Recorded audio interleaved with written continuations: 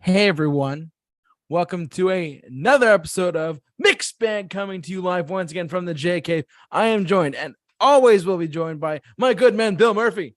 What's going on, folks? Bill is back again. Bill is back. Tell a friend. You're absolutely The right. dynamic duo is reunited. Yes, Batman to Robin and Howard and so forth. Yeah. So first of all, I want to say it is good to be back. Glad to have you back, my friend. Yeah. And I'm sorry, go on. No, I was gonna say it's just.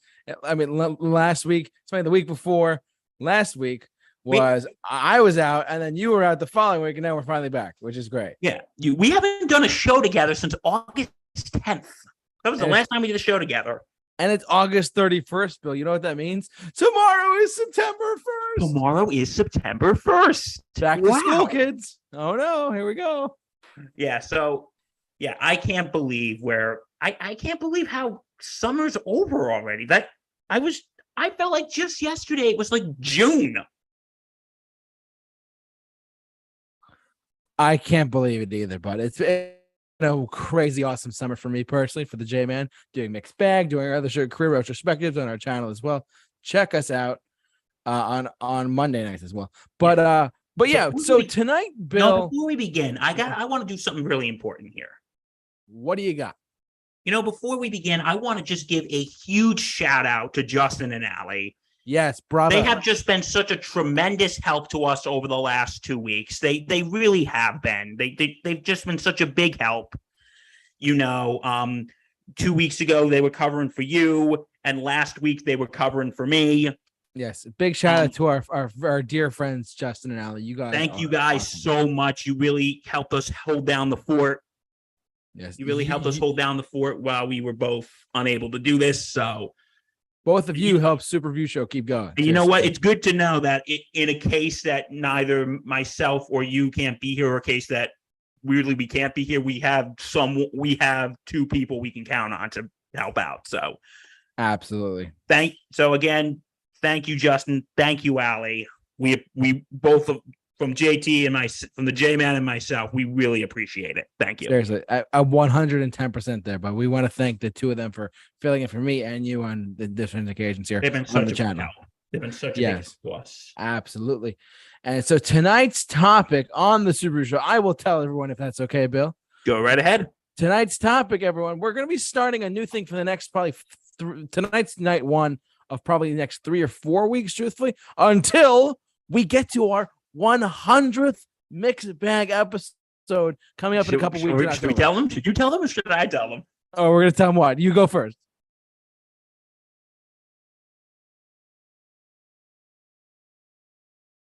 You tell them, Bill. What do you got? Yep. It is coming up in October 14th. That's the plan right now. It's going to be our 100th episode of Mixed Bag. It's going to be our 100th episode. Can you believe this? We've been going since October of 2020, and we're actually closing in on 100 episodes of Mixed Bag. This is crazy for us right here at the Super Review Show. So, yeah, we've been. You want to know something? Like back in February, Sports Insanity, we had our 100th episode, and in about 6 weeks, we're going to have our 100th episode. So it's a year of hundreds.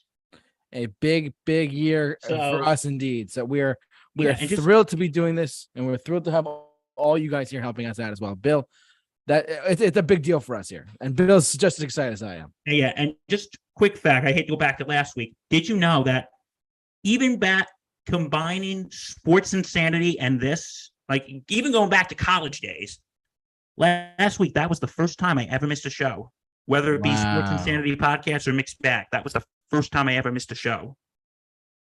Wow. That is something you should be proud of yourself, Bill. But seriously, you know what?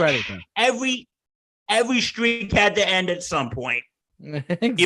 Even Joe DiMaggio's hidden streak had to end at one point. So let's start a new one tonight, shall we? I mean, Aaron Judge just broke one of his records, so there you go. Tonight. So I was gonna say, even just a quick shout out. Aaron Judge broke a record a couple nights ago. Shout out to him, by the way. Yeah. So anyway, but anyways, long story short.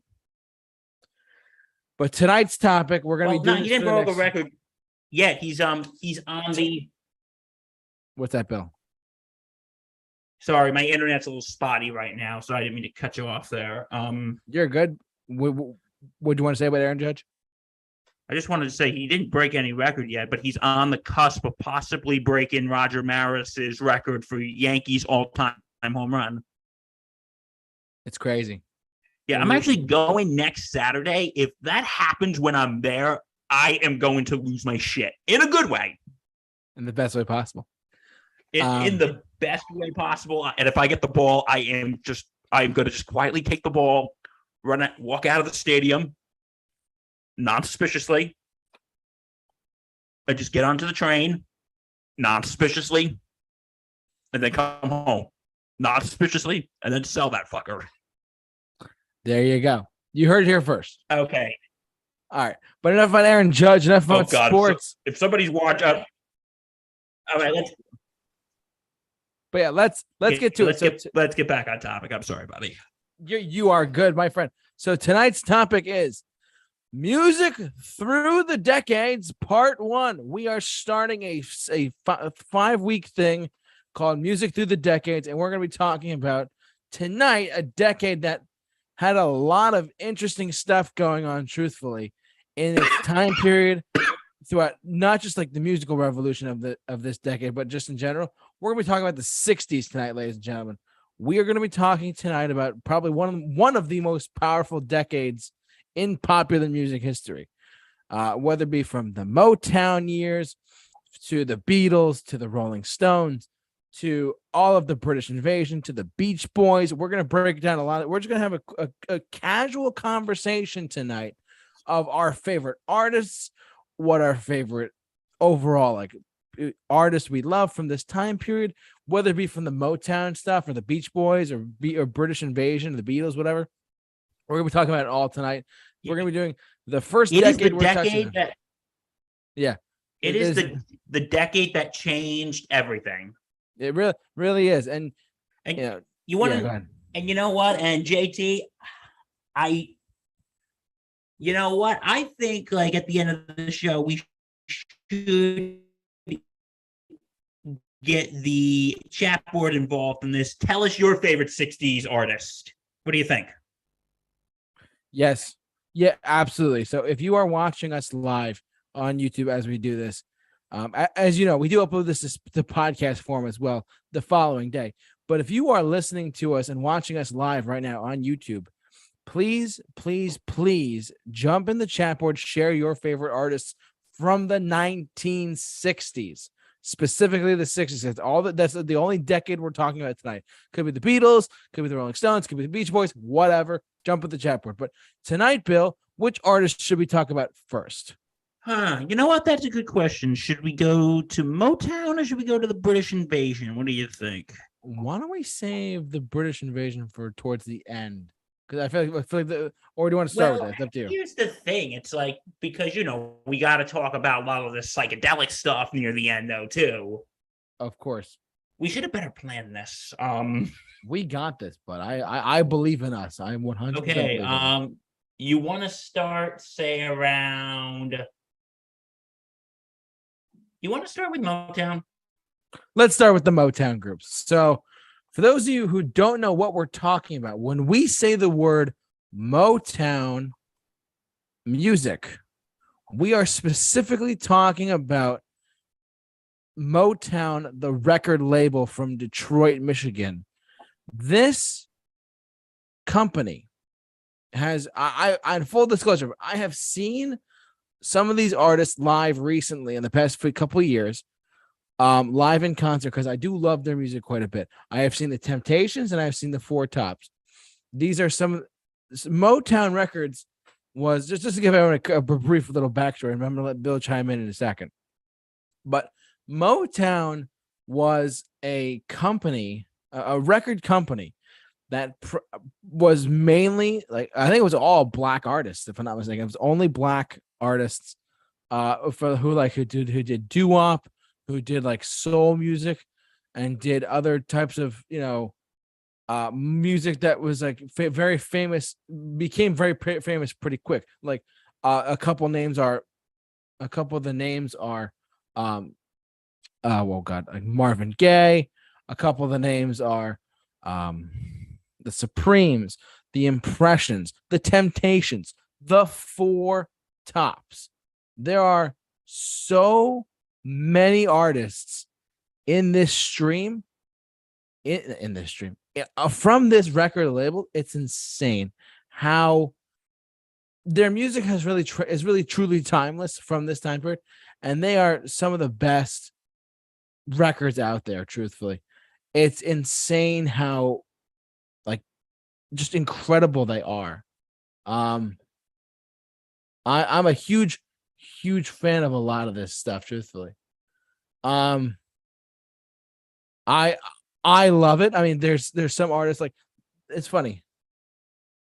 It's funny, actually, ladies and gentlemen. I just want to point this out to some of you who are younger than us. Well, still young, but like, just want to point out something out to you guys. So the head of Motown is the head of Motown. Motown doesn't exist anymore. It's a different owner now, whatnot.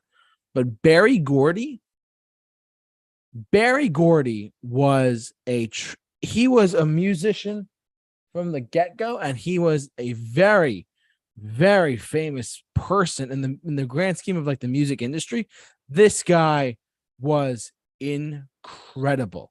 He was like truly just an incredible, just all around a brilliant musician.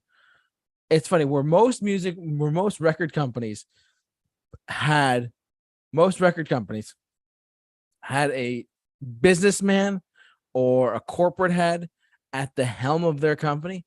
Berry Gordy was in charge of Motown, and he was a musician. He was a music man. He said, I want to have music that changes the world. I want music that can change the world forever. I want music that can forever be, timeless. I want the music to stand of all time. And the production quality on a lot of the songs are incredible. But Berry Gordy was the music man at the helm. So I'm a huge, and in fact, and for those of you who are listening to us on Spotify, if you go to our YouTube channel page, which you should check out our YouTube channel as well, if you're listening to us as well on Spotify podcasts and whatnot, you should definitely check out the links that are below in the description of this video, so you guys can check out what the heck we're talking about here. Basically, long story short, is that in the description of this video, you guys can check out links for interviews talking about Berry Gordy. There's an interview. There's a very famous YouTube channel that I like quite a bit. The YouTube channel I really like it's called Raised on Radio. And no, it's not the Journey album, ladies and gents, but it is just called Raised on Radio. And what it is it's interviews from the BBC over in UK, in England. Shout out to our UK listeners over there, and our European listeners too. We love you. But I will say this. The one thing about Motown in general and Berry Gordy, and this whole interview thing that I'm talking about, is that it's about an hour-long video. But if you really want to get to know like how Motown was back in the day, how the artists that came out of Motown charted, and how they all like kind of functioned and whatnot, if you really want to get to know that, I recommend checking out the link in the description of this video so you guys can check out the Berry Gordy Motown record link. I think it's a great overall interview that they've done. So I'm a big fan of it. I'm a huge fan of how they just, everything about the interview stuff is great. I'm really excited to hear that. I've already listened to the whole thing, but if you have a chance to listen to this interview from 2008 on YouTube, check it out. And Bill is here to talk about Motown as well. Bill, okay. Welcome back. Yeah, sorry about that. My internet is shitty. You're good, bud. So we were just talking about Motown. we were talking about Berry Gordy, the head of Motown, and where to find the link in the description of this video for some Berry Gordy goodness in our on YouTube as well. Oh, so what links have you found? So I was just giving just to let you know, bud, I was giving a plug for our description of this video. So if people want to come to our YouTube channel instead of just listening to us on Spotify or whatever, in the description of this video, there's an interview speaking about the Motown legend of that was Berry Gordy. I don't know if you know who he is or not. Now I know who he is. He's the founder of Motown.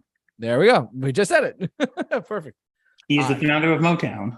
I was just mentioning to our lovely listeners that he was the reason why, like, he wanted to bring music to the world that could bring life to a lot of people, and I think he did that. What do you think about that? Oh, absolutely. He absolutely did. He absolutely did bring, because you know what the thing is he wanted to make music that was good, not just for people of color, but also that was appealing to white folks as well. Absolutely. I completely agree. And that's just how it was. Oh, absolutely. Yeah, that's how it was. He wanted to make music that was appealing to both white and black folks. Yeah. And the dude, he's still alive today. He actually just got inducted into the Kennedy Center Hall of Fame, if I'm not mistaken. Bill, I don't know if you heard about that or not, but he was inducted, I think, last year. He was? Yeah, I'm pretty sure Berry Gordy was inducted into the Kennedy Center. Let me just check really quick. Yeah, he was inducted into the Kennedy Center Honors of 2021. He was inducted then, so that they can preserve his arts and his work that he's done. This is from obviously last year, but when COVID was still hitting hard.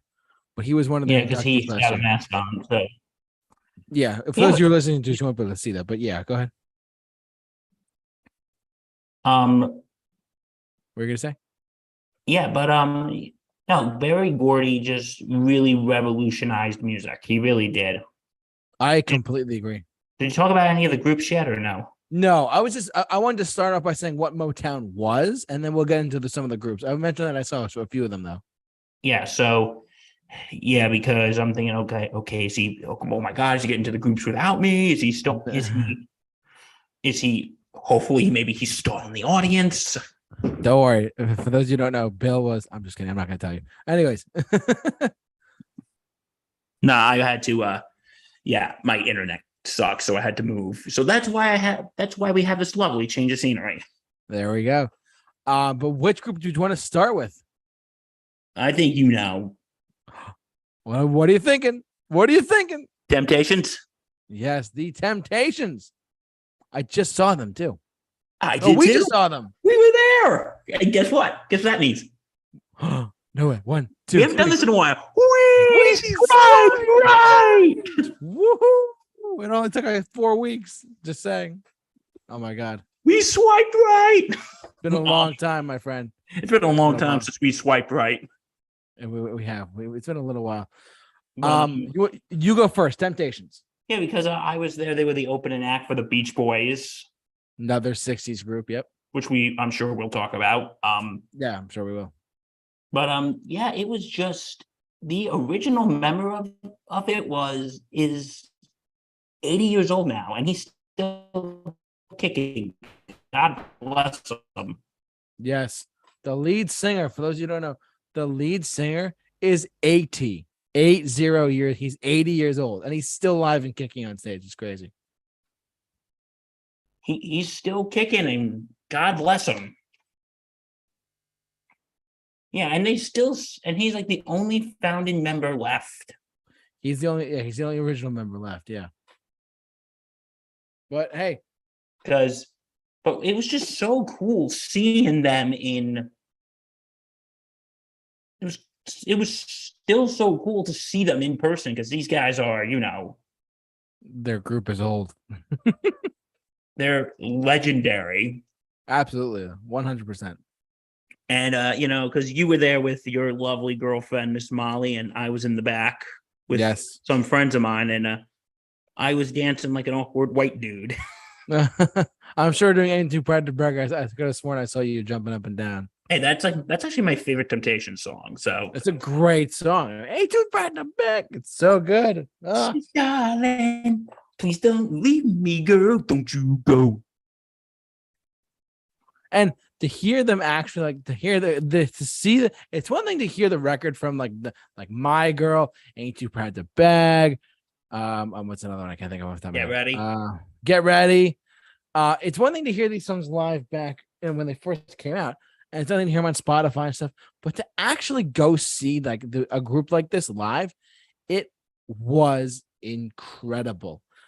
It's like they still dance the way they do back then. They are incredible. It's funny. I saw them. That was my second time seeing. I don't know if I told you that.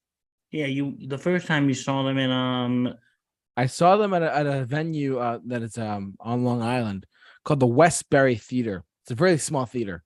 It fits about 1,000 people, and I was probably the youngest person there. Not gonna lie, but I saw them in the Four Tops, which we'll talk about in a second probably. But I literally left. I left, and I called my mom on the way home. I was like, "Mom, Justin Bieber can suck it," because that's how good that performance was. Straight up. This was the first time you saw them, or Yeah, because I was seeing something that was like so timeless, reenacted in front of my eyes. You know what I mean? oh, I absolutely agree. I mean, seeing them dance, do the synchronized movements. It's like the original boy bands, but as Motown groups. Yeah, because when you think about it, a lot of the groups we're going to talk about tonight, the Temptations, when we talk about the Beatles, they were kind of the original boy bands. Once you think about it, A bunch of them were, yeah. once you think about it, they were basically the original boy bands. Absolutely, bud. Absolutely. But the Temptations are one of our favorite groups from the Motown era. Yeah. I loved seeing. It was so great seeing them. It really was. And you want to know something? And again, we'll probably talk about this more when we talk about the other act that night. But you said when you went to go see them the first time, you were like the youngest there. Like, have you noticed like the second time there was actually a healthy amount of people like our age, maybe a little older? I agree. I mean, aside from my girlfriend Bill, who are on our 20s, or early to mid 20s or whatever, it was nice to see other, like there's a couple kids there too, which is great. They'll never forget that. I mean, like as great as like, oh, it's the one, it really truly is. There was a young couple sitting next to me when I was there, when I was way in the back, and yeah. And I gotta tell you, like she looked like she was having a damn good time. She was dancing the night away. And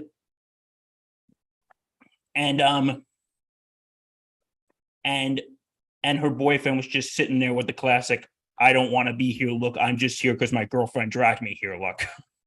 That classic look, I'm just here because my girlfriend dragged me here. Yeah, that guy. That guy. We all know that guy. It's not my girl, it's that guy. That guy. There you go. That's a great song. Oh my god, that's so funny. Yeah. Go ahead. Yeah, but anyway, they put on a hell of a show. And there were some songs I didn't know, but most of the songs I knew, I was sitting there singing along to them. I'm like, yeah. It was a great opportunity to see them. Absolutely, my guy. Especially when they did the "Everyone Rise for the Temptations" national anthem. Doom doom doom doom doom doom doom doom doom doom doom doom doom doom doom. As soon as those notes to that song, timeless, are the most recognizable notes in human history, in music history. I second that. It's up there for sure. When you hear that doom doom doom, when you hear that bass line, that doom doom doom doom doom doom doom doom doom, you know what that song is. Absolutely. You know what it is. It's funny. I was looking this up before we started as well. The Spotify streaming numbers for the Temptations are not that high, of course, but the song "My Girl," just letting you guys know that on Spotify, if you go to Spotify right now and you look up like, oh, how many, the song "My Girl" has literally 500 million streams. Bill just dropped his water. I'm not kidding. Like I kid you not. That shows you how good music can be. So many, literally 60 something years later. I'm playing up my phone just so I make sure that I'm correct. But the Temptations. I want to make sure this is right. My girl. Oh, excuse me. My girl has currently, as of August 31st, 2022. In this year of our Lord, 2022. In this year, the song My Girl has 632 million streams. Whoa. More than 500 million people are listening to that song. That's great. It shows you how music can transcend time, and the Motown era of music is timeless. When Dr. Otis Williams sadly passes away, their music will live on forever. It's the truth. And this brings up an interesting question. Do you think maybe it's time for them to pack it in, or do you think they could keep going as long as they freaking want? I think this is one of those groups that can go as long as they want. Maybe not the Four Tops, because the only original member of the Four Tops is Levi Stubbs is dead, of course. But the only original member left is 85. Yeah. So speaking of the Four Tops, you want to scoot over to them? Let's do it, buddy. The Four Tops. Another classic, incredible Motown group. Wait, was that Temptations or Four Tops? I'll be there. That's Four Tops. Yep. Four Tops. Okay. But fantastic Four Tops. I'm just kidding. Yeah, so you saw them with the Temptations, and how were they, the Four Tops? So I have to tell you this truthfully, Bill. When I saw the Temptations and the Four Tops together, first the Temptations came on first. I was like, okay, I'm expecting a good show. I really didn't know what to expect going into it. I had a hell of a good time. I was like, and I was so it was so cool. They had them on stage, and they had a backup band behind them playing, like similar to what we saw, but for both bands. And it was really cool. The actual Four Tops themselves. So the original member of the Four Tops, the one original member, that guy, I forget his name off the top of my head, but I might be like Duke something. I don't even know. But he's 85 now. He's like 80, 85, something like that. Yeah. And I kid you not, he actually sung My Way by Frank Sinatra. Wow. All by himself on stage. Now, I will just tell you a brief story. I'm sitting down in the theater, right, Bill? I'm sitting down in the theater, and I'm like, all right, here we go. Four Tops are coming on next. Excited to do this, whatever. Super excited to see the show, blah, blah. Temptations left me with this an incredible memory and whatnot. But the Four Tops came on, and I was in shock about how much I loved it, because the music is just timeless. And being the younger person, there was a couple right in front of me that would not stop dancing the whole night, which was even during some kind of like when I was, hate to go back to Temptations for a second, but that kind of reminds me of when I went to go see the Temptations Beach Boy. There was a couple, not the couple I was telling you about a few minutes ago, but there was a couple sitting in front of me. They were sitting there, they were jamming, they were just having a good old time. Yeah. And good for them. Good times Absolutely. are fun. We like good times. We love good times. Come on. Have a good time, folks. Have a great time. Enjoy life. It's great. Please drink responsibly. Please get a friend to drive you home and put up with your drunk horse shit. Yes, DDs, everyone. Like JT, he puts up with my horse shit. Oh, I do. But I don't tolerate it. I love it. I'm just kidding. No. He's never been around me when I've been enjoying some libations. So, but that was a Four Tops. I saw them live, and they were honestly, I couldn't believe what I was watching. I was like, wow, I'm watching. And then everyone who was in that crowd that night got up and started singing Sugar Pie Honey Bunch. It was like everyone's on their feet. They're all bopping their heads. Was that their last song? That was the last song they played, was Sugar. I Can't Help Myself, Sugar Pie Honey Bunch. This may sound weird. I think the Temptations should have went on first, because I think Four Tops should have went on first, because this is just my weird opinion. I think My Girl's a better way to end the night than Sugar Pie Honey Bun, but that's just my personal opinion. No, I actually thought the Four Tops was going first too, but the Temptations came on first. Whatever. But it was cool. I just couldn't believe that I was watching like an 85-year-old man sing "My Way" by Frank Sinatra. I was like, what? You know, it shows that these people, they can still kick it. Okay. Do people still say kick it? Yes, they do. Don't worry, Bill. It's okay. God, that's such. I sound like I'm stuck in the 90s. Let's kick it. I'm like, oh my God, I sound like I'm stuck in the 90s. But You're good, but don't worry. But anyway, yes, folks, I know I'm 2 years away from 30. Thank you for that reminder. But anyway, Motown. But anyway, yeah, Four Tops. I think my favorite Four Tops song is "Baby, I Need Your Lovin'." Oh, that's such a good one. That's such a good one. Need your lovin', got to have all your lovin', baby, I need your lovin'. Such a good song. It's so good. And it's timeless. Keyword, ladies and gents, it's timeless. It doesn't sound like a computer made it. Oh, is that a burn to modern day music, my friend? Slightly, just saying. Burn. Should we get some ointment for that burn to modern music? Ooh. Getting some burn, some ointment. Burn, baby, burn. Just kidding. Yeah, but anyway, yeah, the Four Tops. Yeah, I haven't seen them in concert like my dear friend over here. So they were back to back, my buddy, and the Four Tops were killing it. Oh my God. There's so many other Motown groups we can go off of too. How was it like being like the youngest person there? Felt pretty good. I'm not gonna lie, it felt pretty good. Because I've been to a concert where I've been like the youngest person there, and it feels a little awkward. I'm not gonna lie. I went by myself too. On top of that, I would have went with you. You should have given me a call. I should have. It was November of last year. Maybe if they're touring together this year, we'll go together. We will literally both be the youngest folk there. Yes, we will.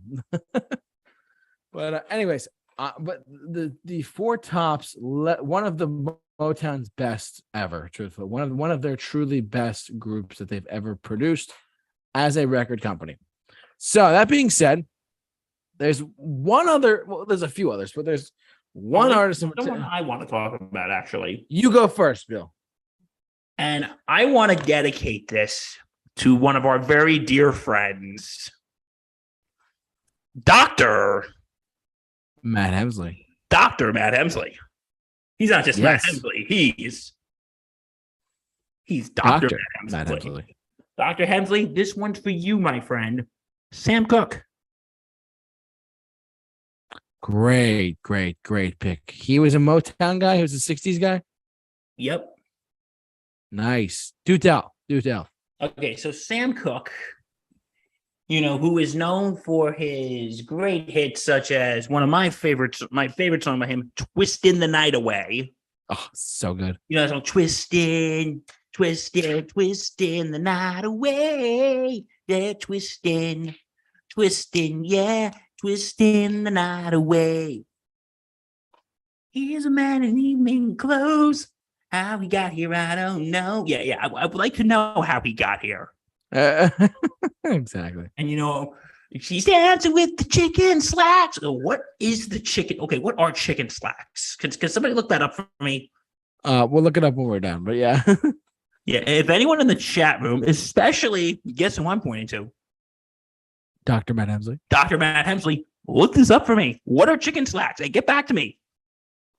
And you know what you win if you do this? What does he win, JT? He wins two things. He wins your respect, and then he wins 2 tickets to the University of Bill, where you can call us at 1-800-GOT-BILL. The University Bill is not a real university. Sorry, I had to state that or I get sued. All rights reserved.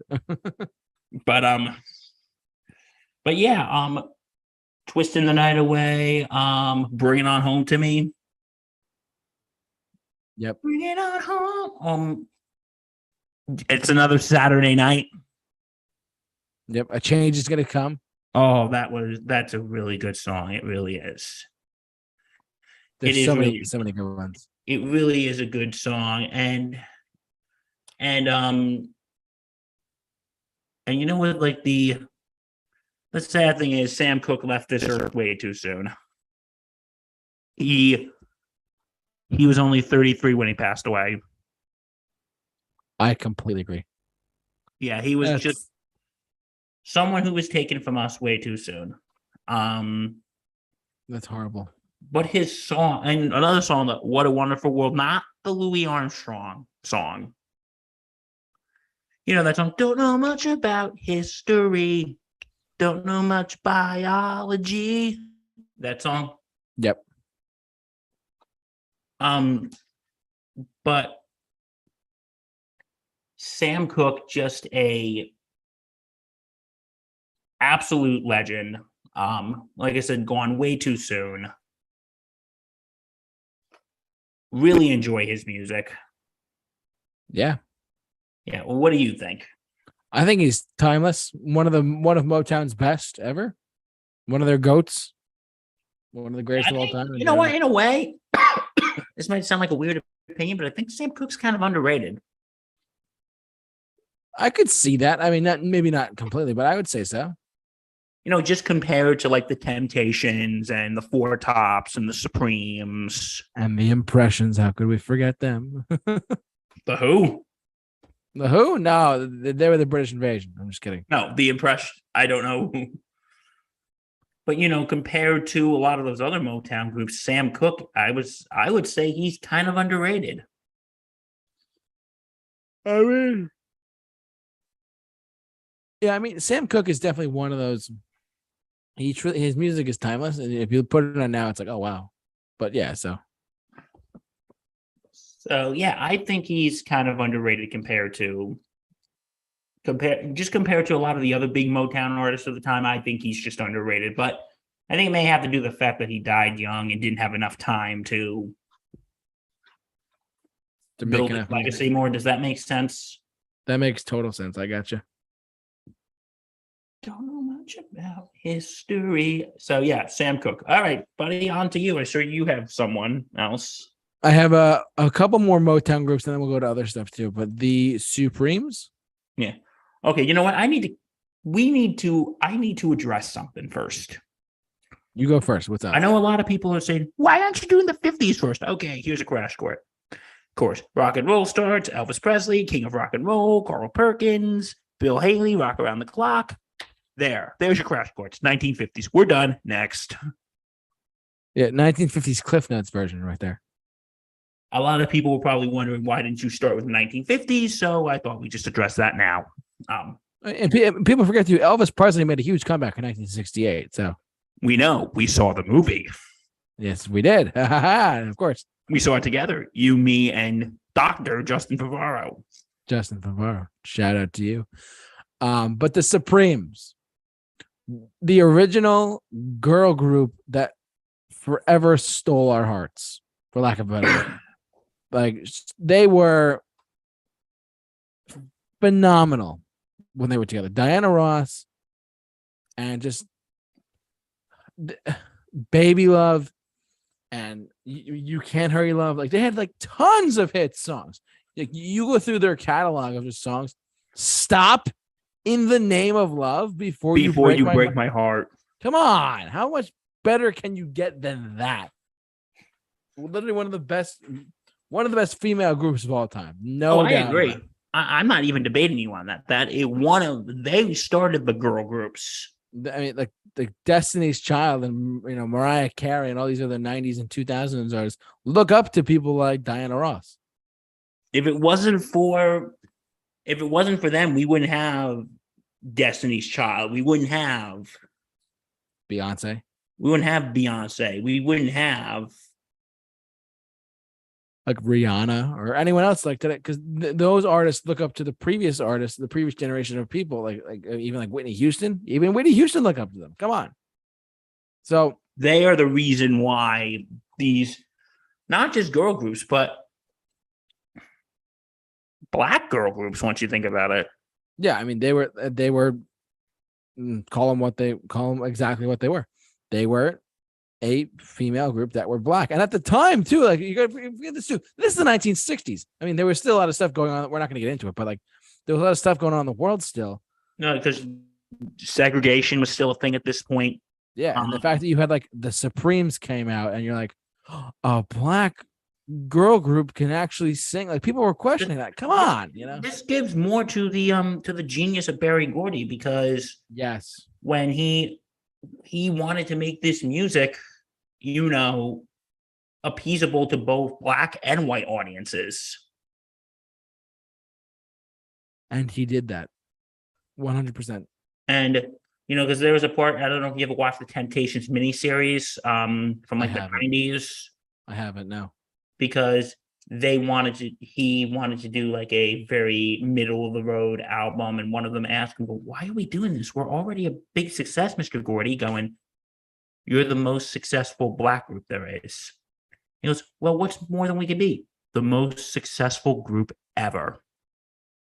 It's true. Like, he wanted to bring this type of music into the mainstream. Yep, and he clearly did. And there were parts like, here's what you got to know: this versus rock and roll. This versus rock and roll. When black folks played this music, it was considered R&B. When white folks played it, it was considered rock and roll. Yep. And really, it all comes from the same tree, too. Same roots. Yeah, because, again, even though we're not doing the 50s and Elvis and everything, but you got to think about this. Elvis was very influenced by black music. Oh, 100%. If just really quick, if you want to watch a really good documentary, one of the best documentaries I've seen in a long time was actually called Elvis Presley, The Searcher. They delve into his roots so much in that thing. And what Bill just said is true. They talk about him and his influence with the black artists, the blues artists of the 1950s. And him and B.B. King were actually really good friends. That's 100% true. I mean, you would think, oh, what is a white guy doing with a black guy? Back then, you're like, what? It's a lot of the stuff. But nowadays, you're like, it's whatever. Because a lot of, because like, for instance, the big song Hound Dog, Big Mama Thornton, was originally done by a black artist, Big Mama Thornton. A lot of his songs were all covers too of black artists. And so like Elvis was very influenced by black music. But that's the same here. Like, rock and roll had a lot of African American influences. Absolutely. And excuse me. But yeah, and Berry Gordy picked up on all that, and he made fantastic groups out of them. Because you know what? He knew, and it wasn't selling out. He was like, you know what? We want to make this music that he wanted to say, you know what? We can make this music appealing to white audiences just as we can to black audiences. And they succeeded. And that's why I think Berry Gordy is one of the biggest geniuses in the in music industry history. Absolutely. I put him up there. He's one of the man is a freaking genius. Yeah. And yeah. Anyway, sorry, a huge tangent. Another tangent coming in a second watch. But anyway, hashtag possible ADHD. Oh my God. The Supremes, Diana Ross. Yep. Later on, she had a very successful solo career herself. She sure did. You know who she was very good friends with? Who? Even though she was much older than him. And we'll probably talk about him when we get into the 80s, but he kind of started in the 60s in Motown. The Jacksons were definitely, we'll talk about that in the 70s because they were like with the last big Motown group that really hit it out out of the park. Diana Ross and Michael Jackson actually grew to be very good friends, even though she was much older. I think Michael actually had like a crush on her when he was a little kid. Oh, wow.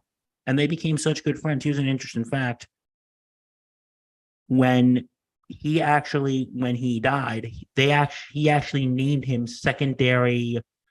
He actually named Diana Ross secondary guardian to his kids in case his mother was unable to do it. Wow, that's something right there. Yeah, that's something. Yeah, but yeah, the Supremes, they are an amazing group.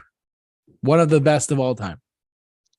Stop in the Name of Love, great song. Yep. You Can't Hurry Love, Beach Boy, or Beach Ball, whatever it's called. I forget. There's so many other great songs that they had so many hits, so many great songs. Can't recommend it enough. So, but yeah, let's jump over. I have one more artist we can talk about for Motown, if that's okay with you. Yeah. And Bill, I don't know if I told you this. I have tickets for this artist later this year on my birthday. Smokey Robinson, kids. Oh, cool. So me and my lovely Mrs. Molly are going to go see him. Good golly, Molly. Exactly. We're going to go see Smokey Robinson at the Beacon Theater in New York City on my birthday, which is sounds cool. I'm so excited.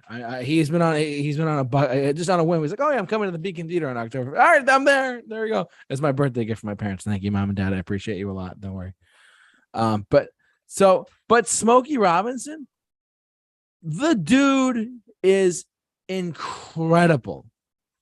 He wrote so many songs that the Beatles later covered by him. Like, You Really Got a Hold on Me by the Beatles, which we're talking about whenever. But he wrote so many great songs for the Miracles. So it's Smokey Robinson and the Miracles. The dude is just awesome. He is one of the best. And it's funny, when we saw the Temptations, I don't even remember this, Bill. They told a couple stories about how, like, hey, back when Motown was still functioning as a record label, here's some stuff they told us not to do or told us what to do. And one of the guys that we worked with, Smokey Robinson, was a big help with that.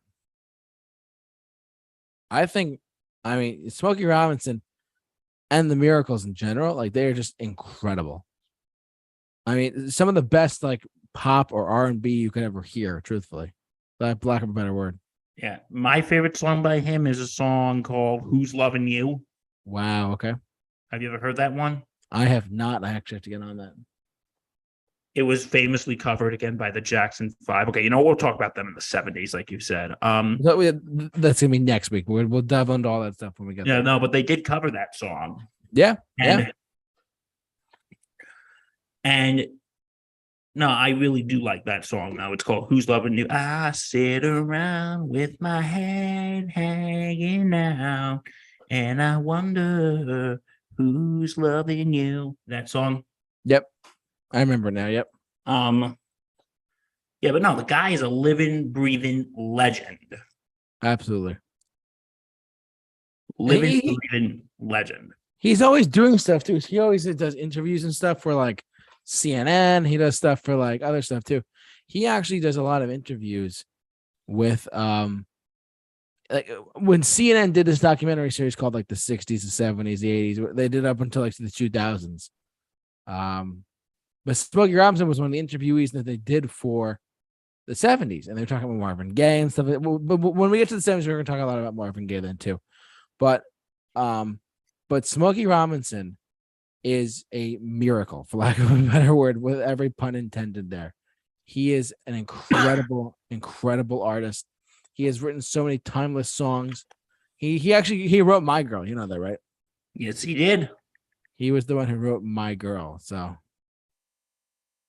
talking about my girl. Yeah, who wrote for the Temptations?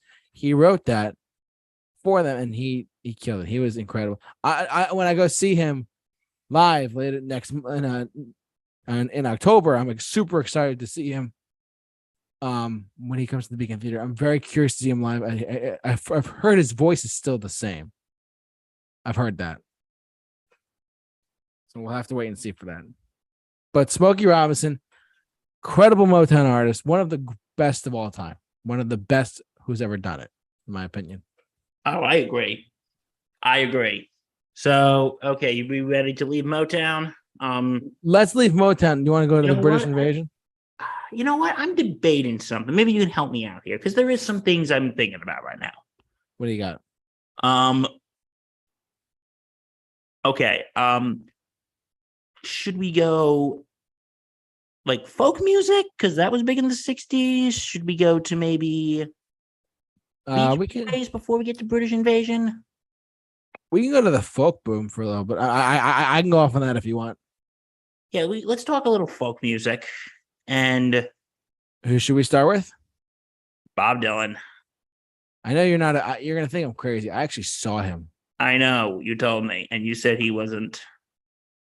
If you're looking for a show to go see an artist, that's Just I listen. If you're gonna go see a show, if you want to see Bob Dylan for Bob Dylan, he is a full disclosure. Everyone, you can hate his voice all you want, which I am not. I mean, I tolerate it personally because you got to give folk singers a little bit of a leeway. But Bob Dylan, how many roads must man walk down? his voice is just like, oh my god. But like I The know song, his songwriting is brilliant. his lyrics writing is undeniably incredible. He has written some of the best songs of all time. In fact, Rolling Stone magazine dubbed the #1 song of all time "Like a Rolling Stone," pun intended, apparently. Rolling Stone. Such a great song. He still put that music to this day, but he is also he's written so many songs on his own, and he didn't really sell a lot of albums, but he was a very, very influential guy. He's been so under the radar for a long time. I saw him actually at the Beacon Theater. And how was he? Truthfully, if he wants to perform and give you an incredible performance, he will. But those that 10-night residency, I was at the first one of it. He was like, you know what, this is not for me. I kind of sat there and I knew like probably 5 out of the 20 songs. Would you be on it? Would you say he's one of those artists just to see him, just to say you see him? Yes, 100%. Because say you've seen him. I can say that I saw Bob Dylan because if you don't go, you can't say that. Yeah, I saw Bob Dylan. Now let me move on with my life. But you know what? His songwriting is brilliant. My favorite Bob Dylan song, it's called, I don't know, you heard of it, it's called Masters of War. I have not heard that one. It's a very deeply, it's about like war. Well, this was before the Vietnam War became super publicized. Yeah, but you know, the 60s music, folks, we're just going to tell you right now, it's very political. A lot of it is Bob Dylan, especially. And like, listen, we have our own personal views and we don't like to share those because we have viewers who are on the left, on the right, in the center. And whatever your views are, we respect your views. We are just talking because I know a lot of you probably go, oh, God, these two blowhards are going to start talking politics again. No, we'll just talk about it in context of the music. Absolutely. That's all we're going to do. Yeah, but no, but that song, Masters of War, it's actually a really dark song. I mean, he's written so many songs that are just, so many of them make you think. So many. Like Blowing in the Wind or Blowing in the Wind's a good song. Like a Rolling Stone. Like a Rolling Stone. With the song The Times They Are Changing. Oh, that's a great one. Yeah, it is. Because it shows you, okay, this is the first half of the 60s, the nice, innocent, basically 50s 2.0. Yeah, really. Basically 50s 2.0. Then once we get 65 onward, that's when the 60s really start. Yes, absolutely. But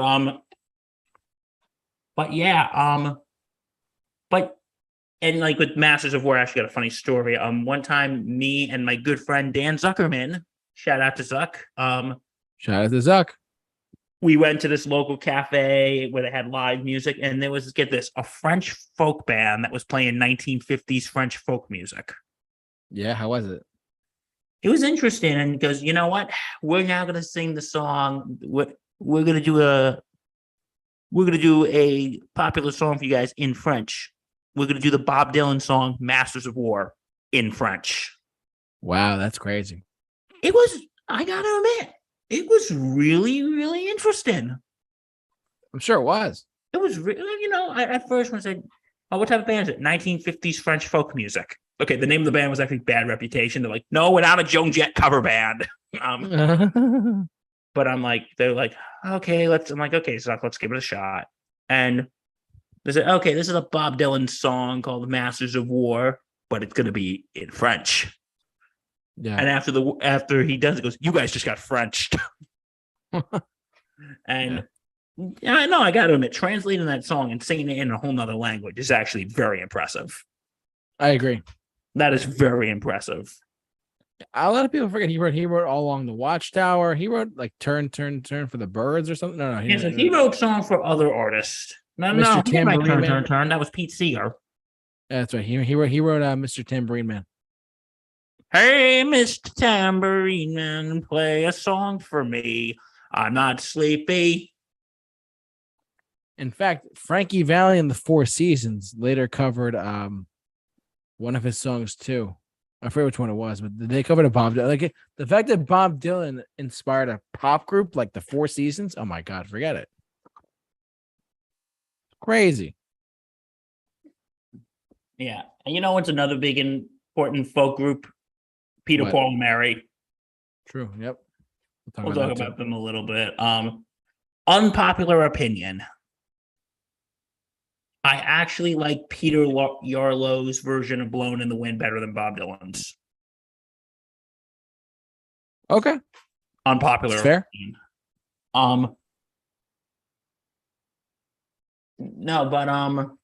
But they did a lot of covers of, of Bob Dylan stuff. Bob Dylan. They covered Blowin' in the Wind. Yeah, but everybody knows them for their one big song about a dragon. Yeah. Was it Puff? Puff the Magic Dragon. Folks, it's the 60s. There's a lot of questionable choices. JT, I'm very disappointed in myself. You know why? We're doing a 60s show, and I don't have any weed. Why? What? Exactly. I don't have any weed. We're supposed to be talking about the 60s. I should be paid while we're talking about this. I'm just joking, kids. Don't do drugs. Because drugs are bad. Okay. Never. Yep. But yeah, Puff the Magic Dragon. Please listen to that song and tell me it's not about. They've denied it, but dude, you could tell this is about. When you're singing about a magic dragon that lives by the sea in a faraway land. Yeah. That sounds like you were puffing. Definitely. If you know what I mean. I agree. I don't know. Maybe it's not about that. You never know. Maybe it's because they have denied it. Goes, no, it's not about weed. Yeah, sure it isn't. Sure it's not. What are you talking about? Like, again, listen to that song and tell me it does, and tell me it's not about drugs. Right. It looks like little Jackie Pepper was exactly. He's puffing away. But anyway, but yeah, and Mary, she passed away in 2010, I think, 2009 or 2010. May she rest in peace. Yeah, God bless. Yeah. Peter's in his 80s and he's still kicking. He's still playing. My friend saw him in concert. My friend actually saw him in concert. Really? Yeah. Wow. That's wow. That's crazy. Yeah, and this was just like 5 years ago. He saw him in concert. Said he actually put on a good show. And I think he actually met the guy and he said he's a pretty nice guy. That's crazy. Yeah, so Peter, Paul, and Mary. Okay, before we get to the ones I think everybody wants us to talk about, and you know what that is. Oh, yeah. I think we got to talk about the Beach Boys a little bit, don't we? We should. And there's one other group that is equivalent to the Beach Boys, in my opinion, that we should touch on as well outside of, before we get to the British invasion. Yeah. Guys, we're talking about a lot of stuff tonight, so get comfortable. We're talking about Beach Boys. We're talking about the British invasion. We're talking about some psychedelic stuff. Literally the decade, for the most part. The 60s. A lot of stuff. Okay, so, the Beach Boys, who we just both recently saw in concert. Yeah, and they were great. Good show. Awesome. Great show. They were awesome. Oh, they were absolutely great. I had a good time. But I'm disappointed in one thing. What? No Brian Wilson, no Al Jardine. Nope. And no Blondie Chaplin. Yep. Terrible. It was Mike Love and Bruce Bruce Johnson. Johnson. And all the other members that are currently there to do harmonies with him. You know what? It makes me ask an interesting question. What's up? What's Al Jardine going to do? Because recently, actually on the day of the show, it was announced Brian Wilson's retiring. So Brian Wilson is officially retired, ladies and gentlemen. Brian Wilson of the Beach Boys is officially retired. And he is done. I'm lucky I could say I got to see him before he retired, like literally about a month prior. I don't know. I'm sorry, go on. I was going to say with Brian Wilson, it was sad. I mean, I saw him once. I saw him in January of 2020. He came out in a walker. He came out with a walker and he walked on stage with a walker. First and foremost, Brian Wilson. I just saw him again opening for Chicago in 2022. And my God, I felt so bad for him. He so literally, it made sense for him to go and retire because he originally had literally, he would start singing the song, and during the second verse of the first chorus, he would drop out. He would not sing. He was like, he just kind of sat there. It was very sad to watch, truthfully. Very sad to watch. You know what? He's 80. You know what? Maybe it's best that he's done. I sadly agree. The dude is. So if you want to hear Beach Boys music, you're gonna have to go see Michael Love and Bruce Johnson, which is fine. They still put on a great show. Don't get me wrong, but you mentioned Al Jardine and Blondie Chaplin. You know, my question is, will Al Jardine and Blondie Chaplin, because they're still pretty healthy, truthfully. I mean, they're old, but they're still healthy. Yeah, are they gonna join? Are they gonna join Mike Love and Bruce Johnson? I hope they do. I mean, Al Jardine has done stuff by himself in very small venues, but hey, anything's possible. Al Jardine he toured with Brian Wilson. He did. Al Jardine toured with Brian Wilson, and the Beach Boys. If you go see the Beach Boys, it's Mike Love and Bruce Johnson now. But Al Jardine, I feel like he might actually rejoin with them just to make it the 3 original guys instead of like the 2 original guys, which would be nice. But I don't know. But that's about them now, though. As far as them as just musicians go, I mean, if you want to hear more stuff, we did a whole on our channel, on our YouTube channel. There's a thing called the Mixed Bag Segments. We did like a literally 20-minute video talking about the Beach Boys just in general, because we talked about summer music. But they really were America's band. They still are. I mean, they are still America's band to this day. Would you say they're the American equivalent to the who we're going to be talking about very soon? Yeah, I would say so. I would say that they're the equivalent to the American Beatles. Yep. Who are still going, yeah. Because it's like with the Beach Boys, though. It's like, you know what they did that was perfect, though? What?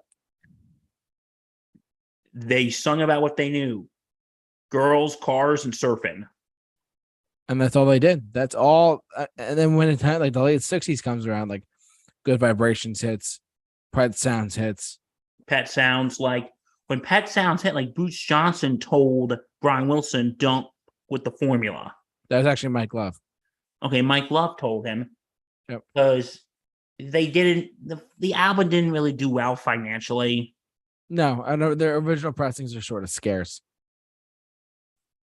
But critics really loved it. I mean, it was critically acclaimed. It's widely regarded as like one of the top 5 albums of all time.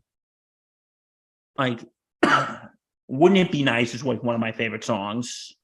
God only knows. God only knows what I'd be without you. I mean, Paul McCartney has referred to that as the greatest song of all time. He actually called Pet Sounds his favorite album. He did, yeah. One Christmas, he got all 4 of his kids a copy of Pet Sounds, and he told them, "You do not know good music until you hear this album." Good for you. Good for you, Paul McCartney. I'm trying to. Sir Paul McCartney. Sorry, Sir Paul McCartney. Yep. There's certain people we call by their titles here. Sir Paul McCartney, Sir Elton John, Dr. Matt Hensley. We call them by their titles here. Yep. Because they know those titles. Sloop John B is another one on there too. Oh, I love that song. You're right though. It really is. It is like a 20-minute Yelp review. It's a 5-minute Yelp review. Yeah, don't recommend this trip. It kind of sucks. Yeah, this is the worst trip I've ever been on. Yeah, don't recommend. Yeah, no yelping. Yeah, this is like but you know what? The Beach Boy is, like I said, even though I kind of sad that I didn't see Brian Wilson or Al Jardine, it was still nice to see them. Yep. And I remember when I posted on my Facebook, Allie, shout out to you. She put, "Hope you have fun. Fun, ladies and gentlemen." I gotta admit that's a little cute comment. That's pretty cute. That's good. Yeah, but yeah. So JT, what's your favorite Beach Boys song? Oh God. Good Vibrations. Okay. My top 3 would probably be Fun. Wouldn't It Be Nice? And Don't Worry, Baby. Such great choices. Yeah. So, yeah, but Pet Sound's a big hit, and then you had those weird years, which was after the '60s with, the whole thing with Brian Wilson. Yeah, he was really on the downhill. Like there's YouTube videos like we don't want to go in depth with it, but like go watch the movie Love and Mercy. That'll answer everything. And go watch this guy again, Jeffrey Stillwell on YouTube. He does Beach Boy content all the time. It's crazy. So yeah, but you know what? I'm gonna say with that video, what one of these videos I've been saying, Brian Wilson is a genius. Absolutely. He's the guy who made Jeffrey Still was the guy who made that video. Brian Wilson's a freaking genius. He is. One of the greatest songwriters of all time. One of the greatest composers of all time. One of the greatest of all time, just in general. I'm picking up. Yeah, so does this band give you some good vibrations? Oh yeah, I got that fun. I definitely listen, but don't worry, baby, I got this. That was weird. Sorry about that. You're just not gonna go on the Sloop John B. No, I'm not gonna go on the Sloop John B. Wouldn't it be nice if we didn't go on that? Bringing out the puns. There we go. Oh God, I hope that Mike the Pun Master Rifkin isn't watching, because he'd be like, "Hey, that's my job, Bill." Oh my God, exactly. Well, Mike, you've been replaced. You've been replaced by us. By us. I wanted to, but I need to comment to the Beach Boys before we move on to one of our last groups before we get to the British invasion. I think I'm good. All right. So Beach Boys, if you have not streamed them, stream them. They are some of the best vocalists, harmony, you name it. They are killing it still. It's crazy. There's one more artist I want to touch on before we get to the British invasion stuff. And I actually saw this man and his band live, but Frankie Valli and the Four Seasons. Okay. Because he was enormous in the 60s. What do you call it? I can't think of it. I Love You, Baby. I can't. What is it called?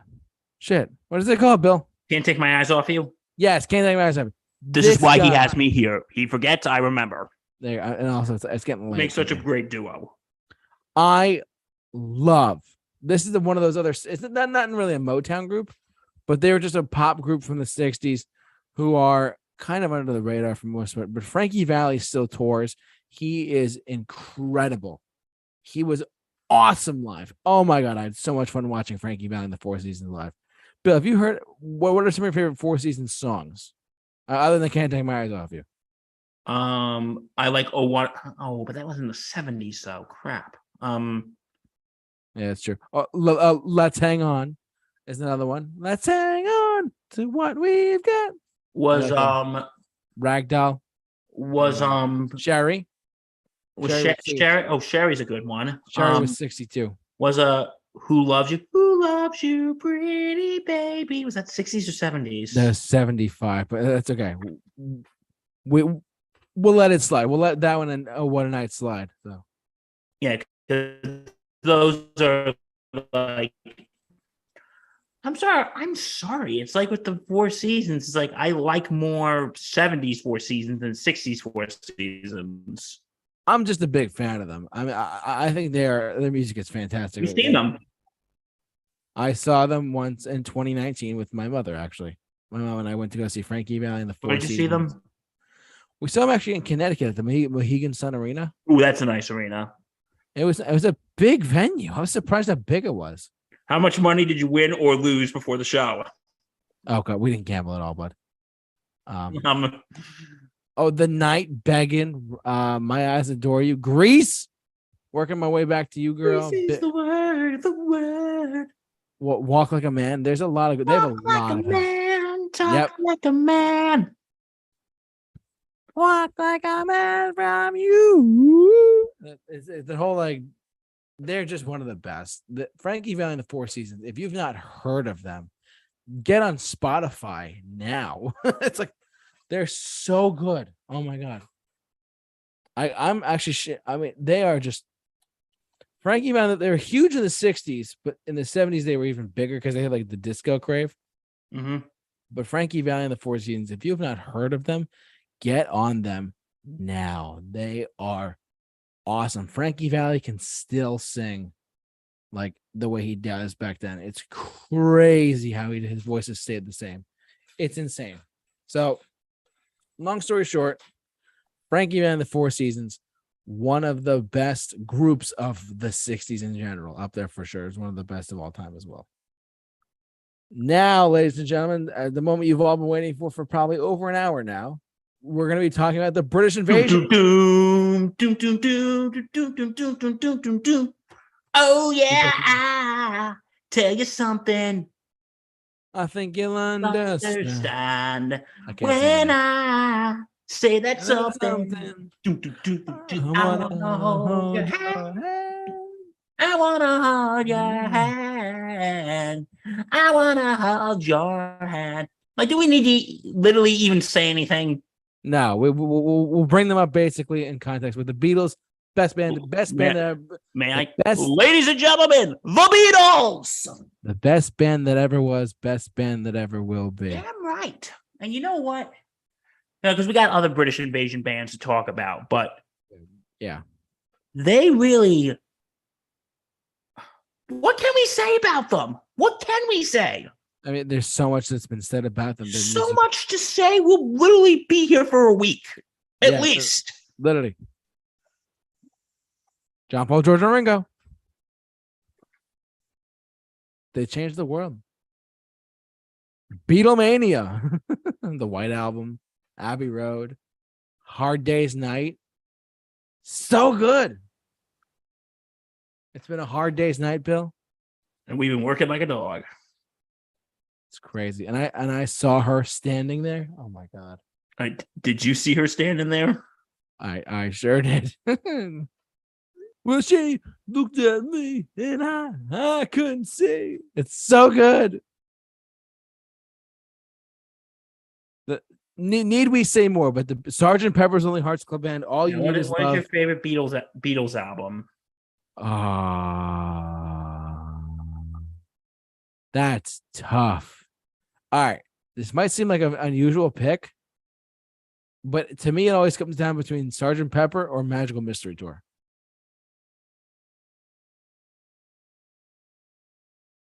What do you think? I'm going to say between me, it's Sgt. Pepper and Abbey Road. Okay. All right. You know what? Like their discography, it's kind of like symbolic of the 60s itself once you think about it. It kind of is. You're right. Because in the beginning of the 60s, it was that, close your eyes and I'll kiss you. But then when you get to I would say Revolver. Oh yeah. Their sound really changes. Even on even Rubber Soul, Revolver, and then Sgt. Pepper hits, you're like, whoa. It's crazy. Oh, I agree. Crazy. Like they're one of their best band that ever was, best band that ever will be. Sorry to all you hardcore haters out there of the Beatles. They are the best band that ever was and the best band that ever will be. A lot of people will say that. Like the vast majority of people will say that. They revolutionized music to a T. They're music revolutionaries. Like there's no ifs, ands, or buts. You can not like them, but they still changed history. Oh, I agree. It's like Nirvana in the 90s. And you all know my view on Nirvana, and you'll hear more of that when we get to the 90s. Yeah. There's something to look forward to, folks. Yeah, you come back in 3 weeks. When you get to hear Bill rant about Nirvana. I can't believe Kurt Cobain. No, I'm just kidding. But anyway. No, but the Beatles, need we say what's already been said? It's like, we're in a weird place where there's so much to say about it, but yet so little to say about them. You know what I mean? Absolutely. Like we can literally, because we've been going on for over an hour, we could literally sit here and just do a Beatles show exclusively. We really could, if you think about it. But you know what? It's like, because many people have said to me, I don't like the Beatles, but I can respect them. Exactly. You almost have to. Because you got to respect their cultural aspect. It's like, sorry, I have to use a sports analogy here, JT. I'm sorry. Go ahead. It's like when Red Sox fans said, I hate the Yankees, but I can't hate Derek Jeter. Yep, exactly. Same thing. That's like, good analogy. What was that? Good analogy. Thank you. Maybe that week off helps sharpen my brain there. Anyway, but I'm gonna do you a favor, and I hope you return this favor to me. I'm not gonna ask you your favorite Beatles song. Oh my God. Because literally that is like asking me who's your favorite relative. Who's your favorite relative? Well, you're out of here. No. That's like, that is like I think that is like literally the hardest question to ask. What do you think? What's your favorite Beatles song? Can I give you my top 3? You can give me your top 3. Is it in any particular order or? No, but the top 4. These songs I always go back to the most. Let me just put it that way. In no particular, these 4. A Day in the Life. Okay, that's a good one. I love that one. We heard it live too. So Paul. Yes, we did. I didn't hear it the second time around. Come Together. Right Now. Over Me. You might find it surprising, but In My Life.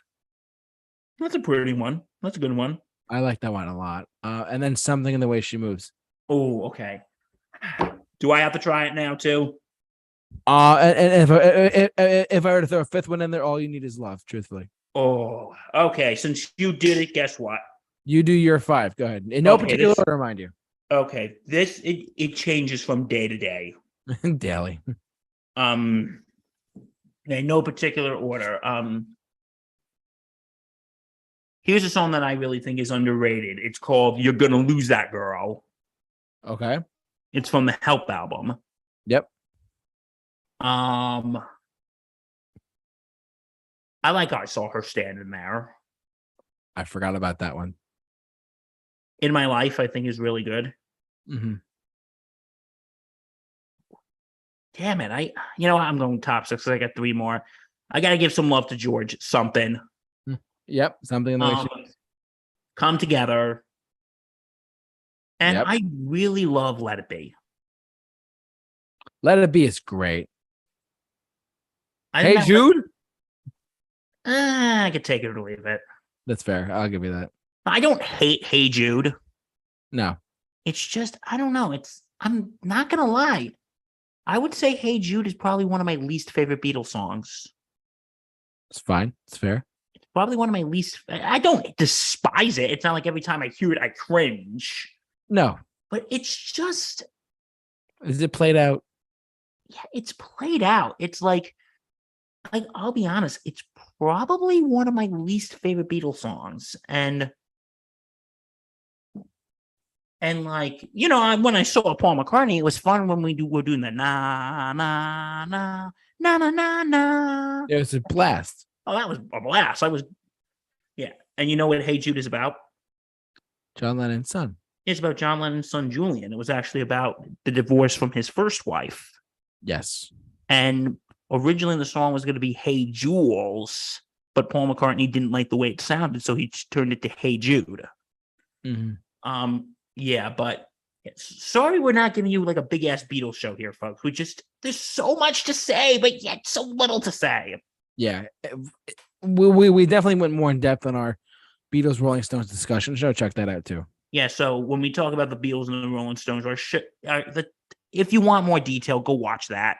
Yeah, go listen to that and watch that. Go watch that one. Like, that's going to go into more detail. But, I've seen Paul. I've seen Ringo. I have not seen Ringo yet. I have to.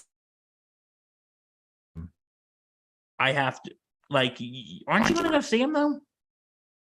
I've been looking. I've been eyeballing it. I might get a ticket for that day. It's a Friday night too. I'm not sure. He's coming to Connecticut, so.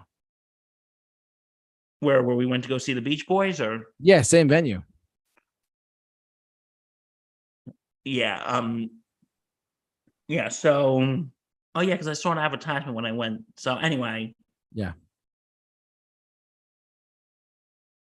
I mean, need we say more about the best band of all time? Yeah. Okay. So yeah, we're kind of breezing through the Beatles. Only to kind of breeze through their counterparts. You know what I mean?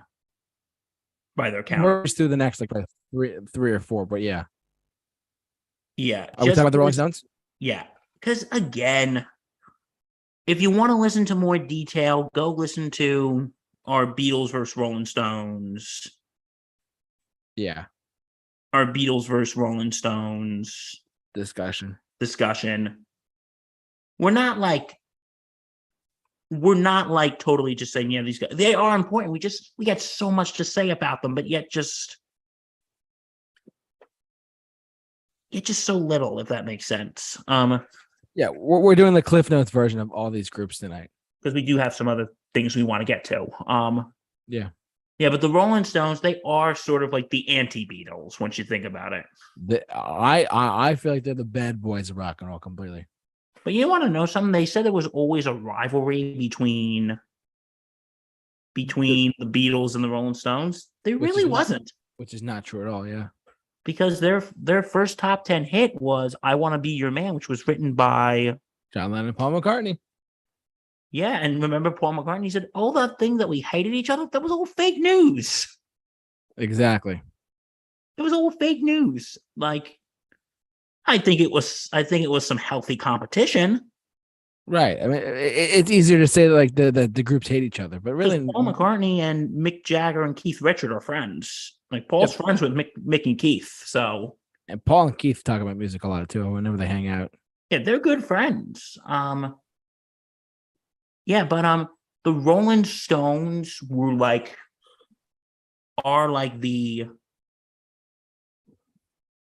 they are the bad boys of rock and roll. Okay, do you think it's easier to give me your favorite Rolling Stone songs than Beatles songs? It might be easier to give you my favorite Rolling Stones song. Yeah, let's hear it. All right, my top 3. But these songs are my favorite top 25 of all time. So whenever I go to the Rolling Stones, I go to these 3 songs. I go to I Can't Get No Satisfaction. Has to be in the conversation. One of the best songs of all time. Satisfaction. Did any of us get any satisfaction? Well, some of us do. Yes, I know what that song is about, people. Yes, exactly. It's about sex. Hey, we got to be honest with our lovely viewers. It's true. All right. I Can't Get No Satisfaction in the conversation of best songs of all time. No, hands down. Wild Horses. Truthfully, I love Wild Horses. I don't know what it is. I love Wild Horses so much. That one couldn't drag you away. Nope, they could not drag me away. It's so good. And believe it or not, you can't always get what you want. You know what? Because that's a message we all need in life. Just like the Rolling Stones once said, you can't always get what you want, but if you try sometimes, you get what you need. You know what? I think that song was like the official anthem of 2020. Or life in general. You can't always get what you want. Exactly. It's true. It's a great song. And I love the chorus and the end, towards the end of the song, where it's like the opera. It's so good. It was the Beatles' reaction to Hey Jude. Yeah, literally. It was their response to Hey Jude. I've never heard of it like that, but that's actually I didn't know that. That's actually pretty cool. Because Hey Jude came out like around the same time. Yeah, because they both came out in '69. Yeah, that's right. So, but yeah, 68, I think. What's that? 68. When did Let It Bleed come out? I'm trying to think. Yeah, but whatever. But yeah, okay, my favorites. by the Stones. I love Gimme Shelter. Great one. Sympathy for the Devil's pretty cool. Oh, so good. So I gotta put Satisfaction on there. Of course. That is like a mortal sin to not put that on the list. Of course. And my number one, Ruby Tuesday.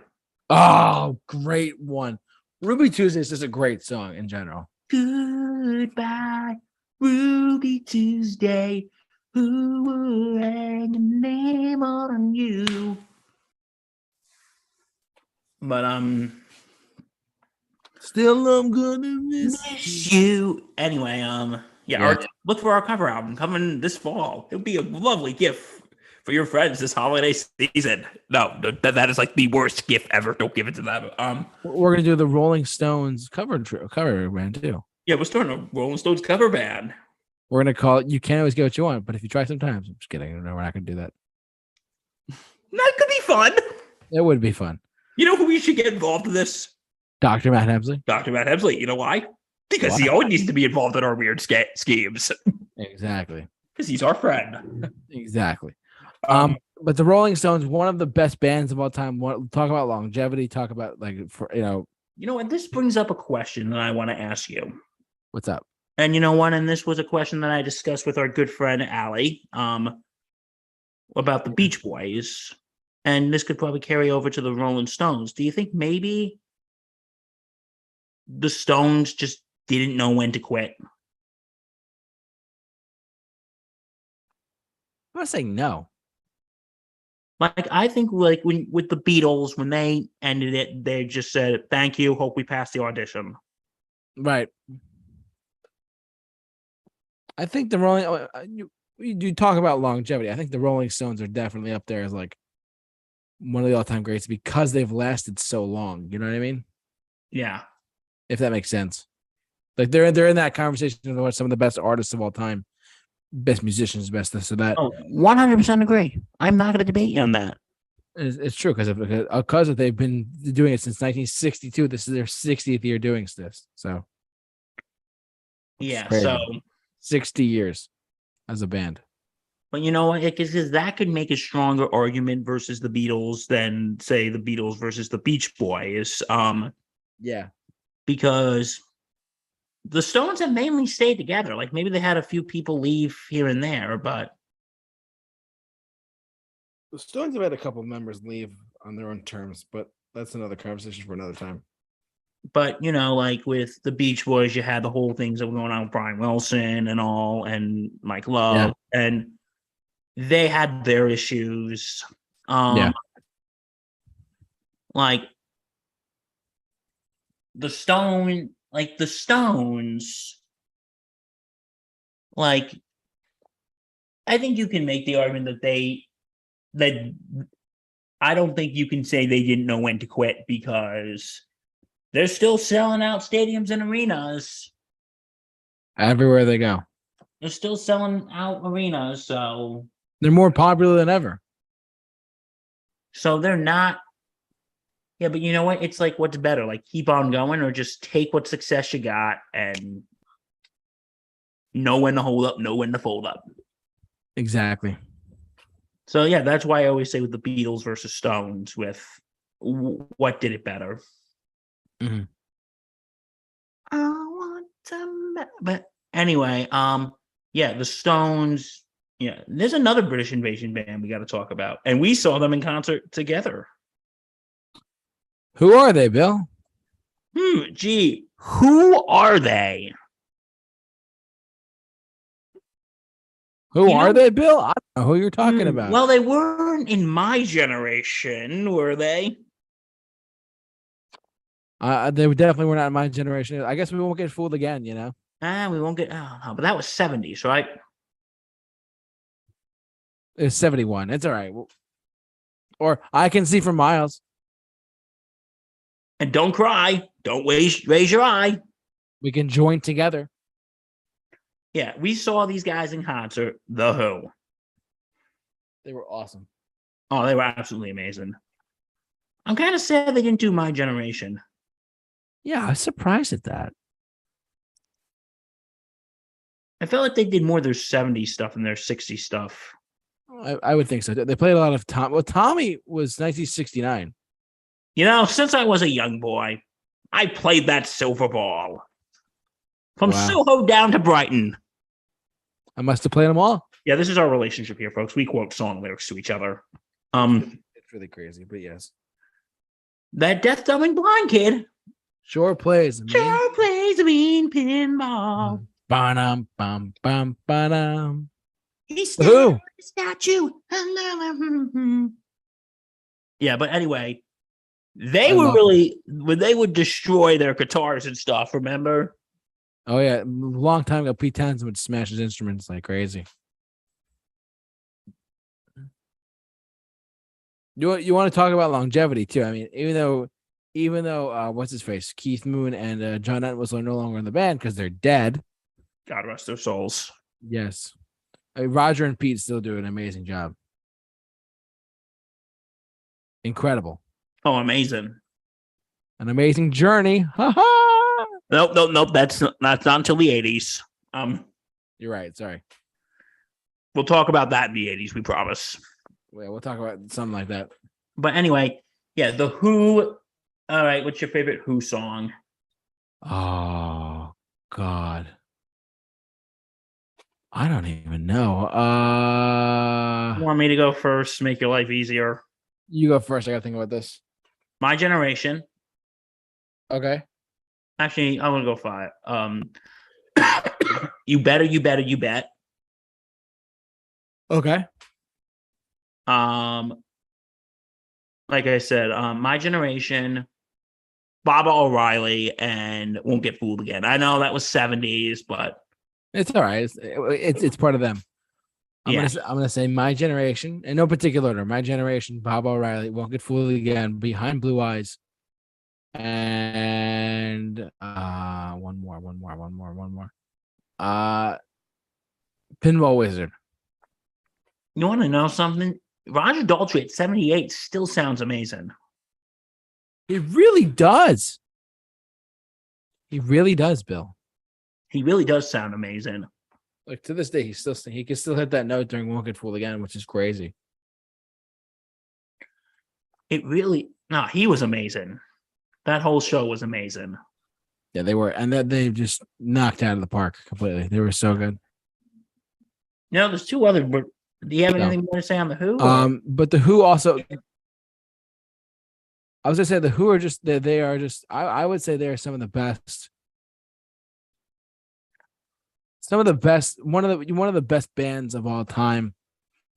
And they came out of the 60s, and they were just some of the best out there as far as touring, as far as energy on stage, and also as far as just electrifying audiences just by records. They're just that good.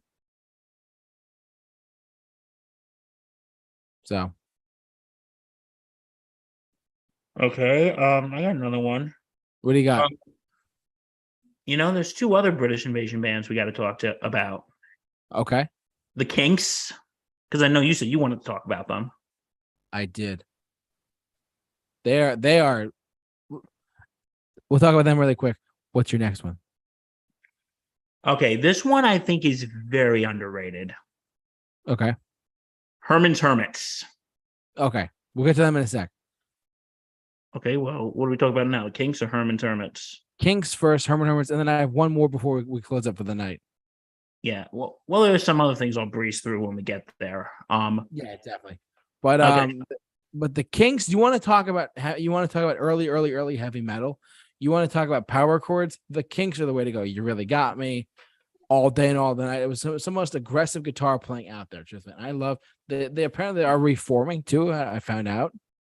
I had no idea that they're reforming to become a band, like back together again. after like a 20-year hiatus. So they come back together, which is nice. So yeah, I'm not a huge Kings fan, but my favorite Kings songs I would say are "You Really Got Me" is one. yeah, I think my favorite Kings song is "Well Respected Man." that's a great song. He gets up in the morning and something, something, something. Yeah, it's so easy. Like their songs are so easy to play too. It's ridiculous. He's a well-respected man among town, doing things so conservatively, and his father goes to meetings. It's they made their songs so easy. It's ridiculous. Yeah, that is a that is a great. That is just a that is a really good band. The Kinks. Like I would say for British Invasion, they're kind of underrated once you think about it. Sort of, yeah.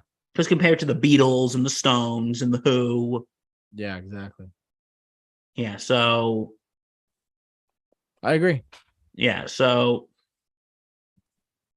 oh boy, I got so much stuff I want to talk about, but so little time. I know, it's all right. Okay, you know what? We're just gonna hit through these next because I'm sure JT wants to wrap this up like relatively soon. So and in the next like 20 minutes or so, that's all I want to say. Okay, well, because post-British after I got some other things I want to touch on, and then we'll call it. Sure. Herman's Hermits. I think they're really underrated. I agree. Like you can talk about them. Like I like this song, Mrs. Brown, You Got a Lovely Daughter is a really nice one. Mm-hmm. No Milk Today, but you know what? This next song I always hear, it always puts me in a good mood when I listen to it. Which one is that? I'm Into Something Good. So good. Like, so is it something good? I would say so. Now I will. No, like when you hear that, woke up this morning feeling fine. There's something special on my mind. Absolutely. When you listen to that song, when you wake up, it just puts you in a good mood. I agree, 100%, dude. It's just that song that just puts you in a good mood and makes you smile. And like, because it's so good. So good. So good. Oh God. But anyway, funny story. I'll make it fairly fast. When I was in college and when I first met this girl, I literally walked back to my dorm room, and I feel so bad for my roommate that I did this. I was literally walking back to my dorm room singing I'm Into Something Good. Oh man. I remember I'm sitting there walking and go, woke up this morning feeling fine. There's something special on my mind. And then the part that just really made me, it's that part. I walked her home and she held my hand. I knew it couldn't be just a one night stand. It's just such a fun, happy song. It really is. It's just such a happy song. It really is. And we only danced, JT, we only danced for a minute or two. But then she stuck close to you the whole night through? Could I be more in love? She's everything that you've been dreaming of. I walked her home and she held my hand. I knew it couldn't be just a one night stand. So I asked her, see you next week. And she told me I could. It's such a happy song. It's just such a good song. It just always puts you in a good mood. And by the way, Peter Noon follows us on Instagram. No, really? Yeah, I'm not kidding. Peter Noon of you're busting my chops here, aren't you? No, I'll send you the picture. Peter Noon from Herman's Hermits follows us on Instagram. Peter Noon from Herman Hermits follows the Super Review Show on Instagram, which everyone else should as well. You know what? I have a couple things to say to Mr. Noon. 1, love your music. 2, thank you for following us. 3, please come on. If we got Peter Noon on, I'd flip out. That'd be pretty cool. Yeah. Please, thank you. And I just want to say, Mr. Noon, your band, Herman's Hermits, in the British Invasion, I think is extremely underrated. Nice. I think they are very. I think that I agree or disagree. I agree. Yeah. Okay, and I'll make this fast now because I know we probably want to end this soon. Well, we go from the happy 60s to the intense 60s. The Oh boy, what do we real got? 60s. The Doors. I thought you were gonna say something else. I got one more after you, actually. Oh, really? What is it? When we get to you talk about the Doors, and I'll talk about mine. Then we'll be good. Okay, this is when a time when we're starting to transition in the 60s. When from 1960 to 1964, 1965, it was more, like I said earlier, it was basically 50s 2.0. Yep. It was basically the 50s 2.0. But then you had the second half of the 60s. You had the second half of the 60s, folks. The intense second half. Oh, yeah. Featuring things such as the Kennedy assassinations, both of them. JFK in 1963, Bobby in 1968, Martin Luther King in 1968. You had the Vietnam War was in full swing, and you had the protest movements that were going on. The Doors, they kind of perfected that. And this may be a weird observation. You know how, okay, they're from California too. You know how the Beach Boys was like that happy, California sound? Yeah. Don't worry, baby. Well, Yep. The Doors was the aggressive, was the more aggressive. Hello, I love you. Won't you tell me your name? Dum, dum. It was basically, with Light My Fire and Ray and, Jim Morrison. Everybody knows the story. They got banned from the Ed Sullivan Show. Yep. Because the line in the song, girl, we couldn't get much higher. They said, hey, can we change? Why don't you change to girl, we couldn't get much better? Right. But that wasn't uncommon. Like a few months beforehand, the Stones were on Ed Sullivan. They were playing the song Let's Spend the Night Together. Yeah. And they said to change it to Let's Spend Some Time Together. Yeah. But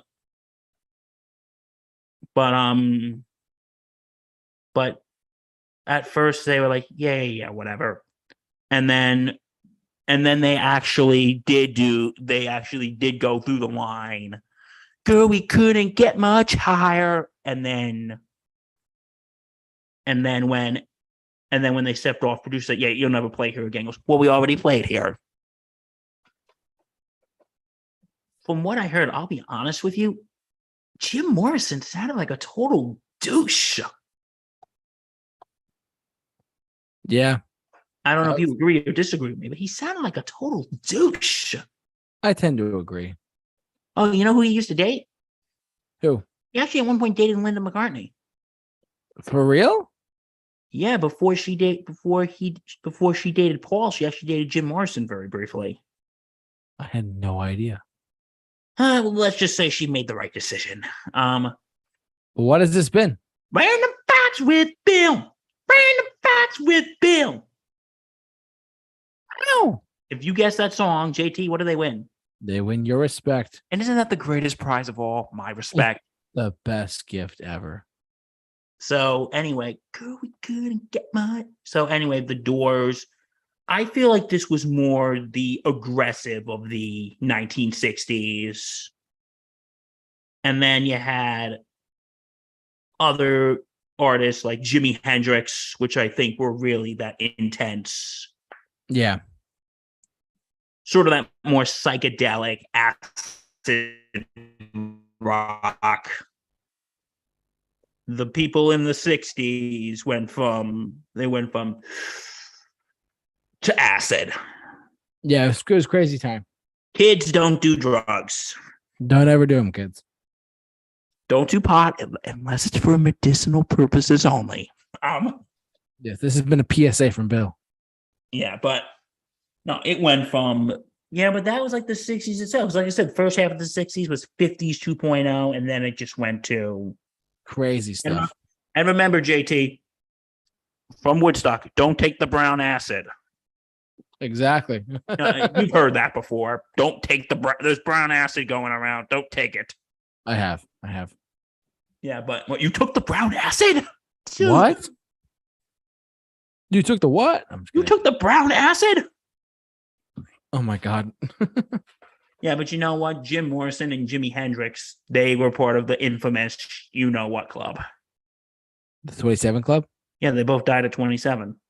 That's crazy. And you know who else died at 27 from the 60s?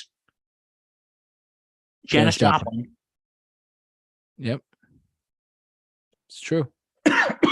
So this is when we went from, don't worry, baby, to just absolute mass chaos, acid rock, psychedelic rock. Yeah, it's crazy. Speaking of psychedelic, have you ever listened to the song Indigada da Vida? By the Doors? No, by Madame Butterfly or Iron Butterfly. I have not, no. All 17 minutes of it. Oh God, I can imagine. Indigada da Vida, baby. Don't you know that I love you? Yeah. No, that is like intense. Intense. Yeah. Yeah, so anyway. Okay, you said you had another group to get to? I have one more group for us to get to, and then we're gonna close it up on this note. The last one I thought do you want to talk about psychedelic rock towards the late 60s, but Cream? Oh.